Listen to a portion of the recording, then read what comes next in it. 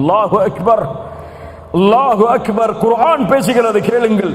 வமன் அஅரத an ذிக்ரி, என் நினைவில் இருந்து யார் தூரமாகிறானோ فإن له معيشة ضنكا, அவனுக்கு நெருக்கடியான வாழ்வை நாம் ஏற்படுத்துவோம்.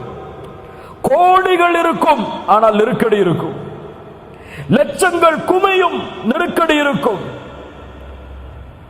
நெருக்கடியான வாழ்வை ஏற்படுத்துவோம். ஏன்?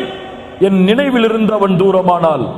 ஜும்ஹூர் அஹ்லு தஃப்ஸீர், தஃப்ஸீர் கலையுடைய விரிவுரையாளர்கள் எல்லோரும் சொல்கிறார்கள் சேர்ந்து, அல்லாஹ்வின் நினைவு என்று அல்லாஹ் குர்ஆனிலே குறிப்பிடுவது அஸ்ஸலாத்.